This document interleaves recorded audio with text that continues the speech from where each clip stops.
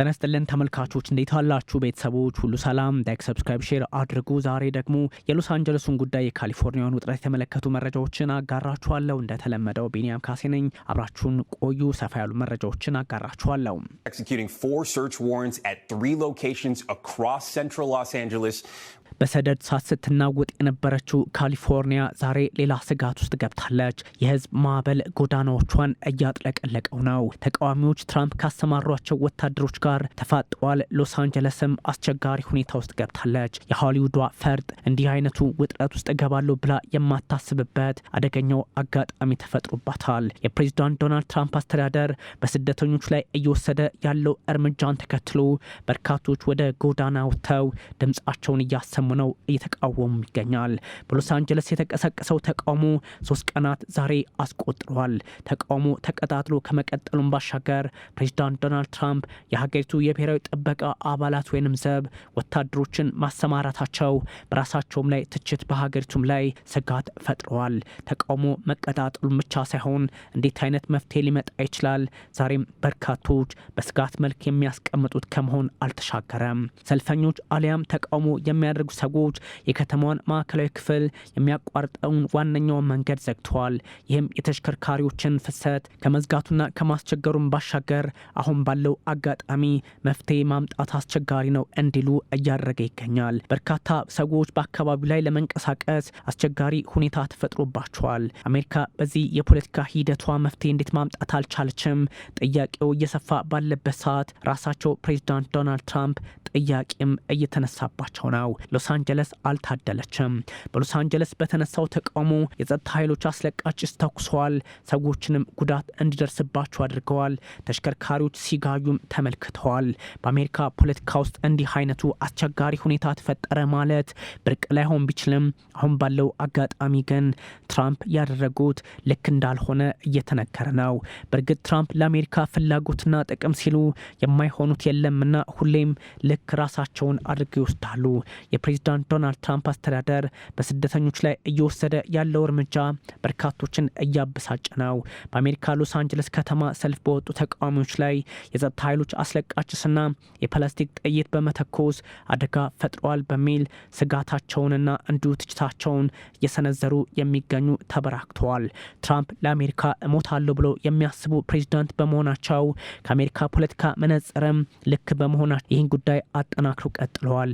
የትራምፕ ፍላጎት ምንድነው? በርካቶች ቢያነሱትም ግን ስደተኛ የሚባል ነገር ማየት አልፈልግም ነው። ትራምፕ እንደ አንድ አሜሪካ ሆኖ ሲታሰብ ትክክለኛው ሪፐብሊካን ሊባልላችሁ ይችላል። በሌሎች ሀገራት መነጽር ሲታይ ደግሞ ትራምፕ አስቸጋሪው ሰው ሊባሉ ይችላሉ። ያም ሆኖ ግን የአሜሪካው ፕሬዚዳንት ዶናልድ ትራምፕ ለሀገራቸው ጥቅም ያልወሰዱት እርምጃ የለም። የመውሰዳቸውን አጋጣሚም አጠናክረው እንደሚቀጥሉበት በግልጽ የሚያስቀምጥላችሁ ያደርጋል። ትራምፕ በራሳቸው መንገድም ሆነ በተለያዩ የፖለቲካ አጋጣሚዎች መፍትሄ ለማምጣት እንደሚሰሩ ደጋግመው ይናገራሉ። Executing 4 search warrants at 3 locations across central Los Angeles.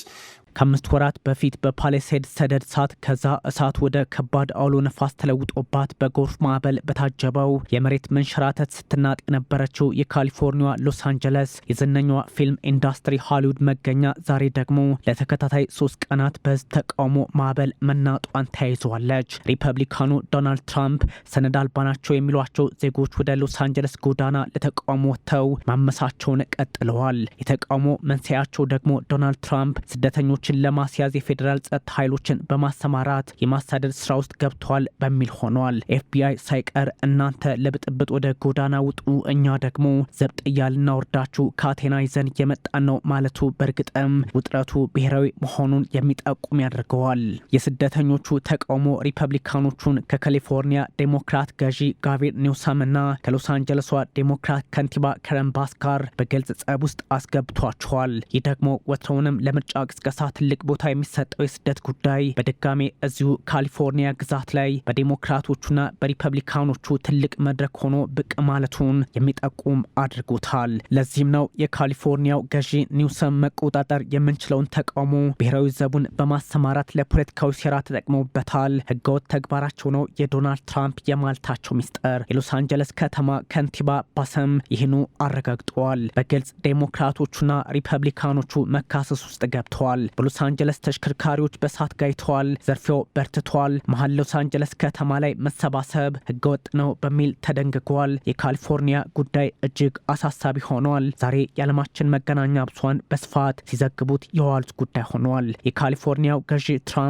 ውጥረቱን ለማባባስ ፈልገዋል። ሁኔታዎችን አመቻችተዋል። በሳቱ ላይ ነዳጅ ጨምረውበታል ሲሉ ከኤምኤስኤንቢሲ ጋር በነበራቸው ቆይታ ለማረጋገጥ ሞክረዋል። ምንም ይሁን ምን አብረን መስራት ከፈለጉ አብረን እንሰራለን፣ የማይፈልጉ ከሆነ ግን እርሶም የራስዎትን ፖለቲካ ያራምዱ፣ እኛም እንደ ዴሞክራት አቋማለን፣ ነገ ህግ ፊት እንገትራቸዋለን በሚል ዶናልድ ትራምፕንና ሪፐብሊካኖቹን ዝተውባቸዋል። የሪፐብሊካኖቹን ህገ ወጥና ህገ መንግስታዊ መሰረቱን ያልተከተለ የ2000 ብሔራዊ ዘብ ኃይልን ማሰማራት ተግባር በህግ እንፈተዋለን ያሉት ጋቪን ኒውሰም ለ40 ደቂቃ ከትራምፕ ጋር ስናወራ ጦር ስለማሰማራት አላወራንም፣ ግን ይዋሻሉ በሚል ሰጣ ገባውን ከፍ አድርገውታል። የካሊፎርኒያ ብሔራዊ ዘብ እንዲሁ ያለ ትዕዛዝ ማለትም ያለ ገዢው ትዕዛዝ ተሰማርተዋል። የአሜሪካ መንግስት ብሔራዊ ዘቡን ማንቀሳቀስ የሚችለው የአንድ ግዛት አስተዳዳሪ ጥያቄ ሲያቀርብ ብቻ ቢሆንም ከ1957 ወዲህ ለመጀመሪያ ጊዜ ትራምፕ ሳይጠየቁ ይህን ኃይል አስገብተው በካሊፎርኒያ አርፈውታል።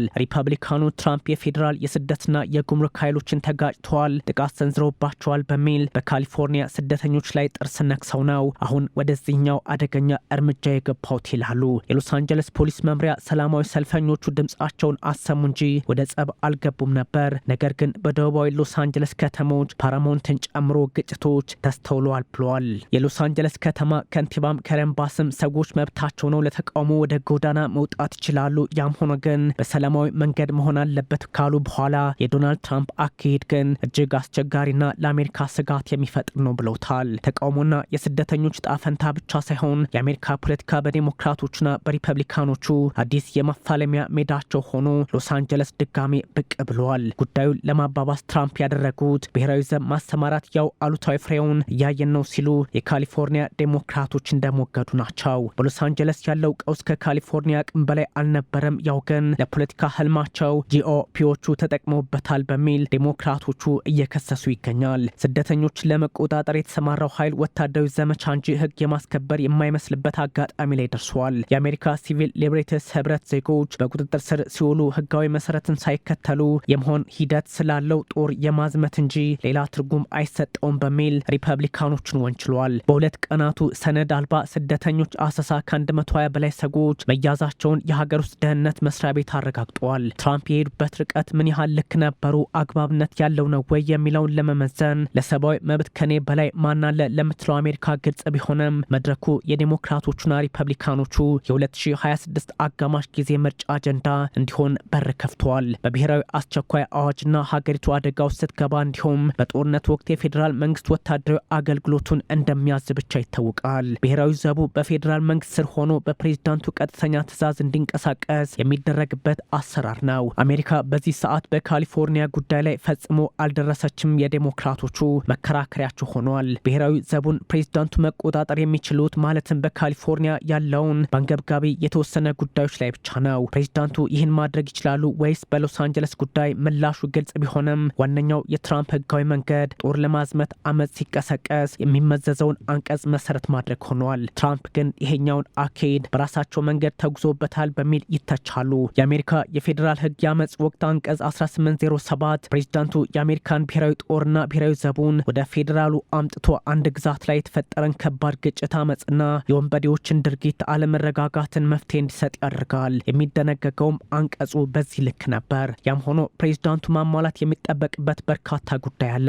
የአንድን ግዛት አስተዳዳሪ አሰራር ጥሶ ብሔራዊ ዘቡን መላክና ማዘዝ የሚችለው በገዢው ፈቃድና ጥያቄ ጭምር እንጂ አሁን ባለው አካሄድ እንዳልሆነም ይነገራል። ይህ ሲሆን ማየት ያልተለመደና በፖለቲካውም ቢሆን እጅጉን የማይደፈር ነው። ትራምፕ ወደ ሎስ አንጀለስ ኃይላቸውን ሲልኩ ማለትም በካሊፎርኒያ ያለውን ብሔራዊ ዘብ ሲያሰማሩ የአመፅ ወቅት አንቀጽን አልተመለከቱትም። በአንጻሩ ያደረጉት ለተወሰነ አገልግሎት የሚውለውን የስነ ምግባር ጥሰቶችን፣ አሰራሮችን ለማስተካከል የሚደረጉ የመርህ ግድፈቶችን ለማድረቅ የሚያግዘውን ከጦርነት ወቅት ባህሪ እስከ እስረኛ አያያዝና በሰላም ወቅት ያለውን ኃላፊነት የሚደነግገውን አሰራር ነው የተከተሉት በሚል ተተችተዋል። አሜሪካ ኮድ ኦን አርምድ ሰርቪስ የምትለውን ትራምፕ ተከትለዋል እንደማለት ነው። ወደ ሎስ አንጀለስ ጦር ለማዝመት ግን ምንም አይነት አንቀጽ ህጋዊ በሆነ መንገድ አልተጠቀሙም ተብሏል። ብሔራዊ ዘብ ጦሩ መሰማራት የሚችለውና በፌዴራል እዝ ስር የሚሆነው አማጽያን ሲያስቸግሩና ባለስልጣናቱን ከአቅም በላይ ካስቸገሯቸው ብቻ እንደሆነ ይታወቃል። ያም ሆኖ በገዢው ፈቃድ መሆን እንዳለበት ቢገለጽም ትራምፕ የካሊፎርኒያውን ገዢ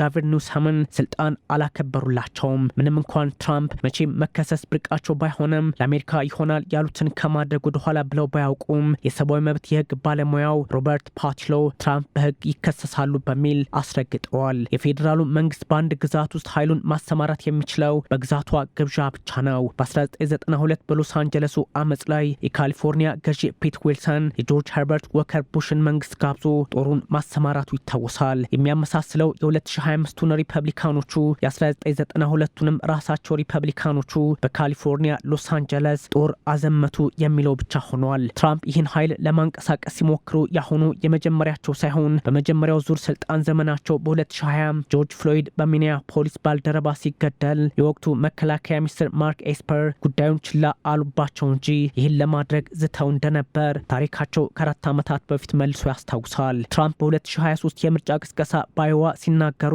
እንደ መጀመሪያው ዙር ብሔራዊ ዘቡን ለማሰማራት የግዛት አስተዳዳሪዎችን ይሁንታ ለመጠበቅ አልፈልግም፣ ስመረጥ ያን አላደርግም ማለታቸውም የሚዘነጋ አይደለም። የሎስ አንጀለስ የፖሊስ ዲፓርትመንት ምሽቱን መሃል ከተማው ላይ መሰባሰብ ህገወጥ ነው የሚል አዋጅ ይፋ ማድረጉ ውጥረቱን እያባባሱት እንደሆነ የሚጠቁም አድርጎባቸዋል። ከአሜሪካ ከተሞች ሁለተኛዋ ግዙፍ ከተማ ሎስ አንጀለስ መሃል ከተማዋን ለቃችሁ ሂዱ የሚል ትዕዛዝ ውስጥ መግባቱ በዲሞክራቶችና በሪፐብሊካኖች መካከል ያለውን ልዩነት እያሰፋው መጥቷል። ከ39 ሚሊዮን ህዝብ በላይ በመያዝ ቁጥር 1 ላይ የተቀመጠችው ካሊፎርኒያ በኮንግረስ ውስጥም ከ52 በላይ መቀመጫን የተቆናጠጠች በመሆኗ ለትራምፕ አስተዳደርና ፖለቲካ ቀላል ግዛት እንደማትሆን እየተነገረ ይገኛል። Executing 4 search warrants at 3 locations across central Los Angeles.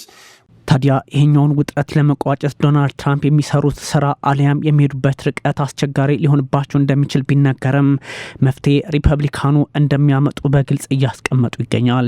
የዓለማችንን ፖለቲካ ለመቋጨትም ሆነ አስቸጋሪ ሁኔታዎችን መፍትሄ ለመስጠት ከዋሽንግተን በላይ ማንም የለም ለምትል ዓለም ይህ አደገኛው አካሄድ ሊሆንባት ይችላልም እየተባለ ይገኛል። Executing 4 search warrants at 3 locations across central Los Angeles.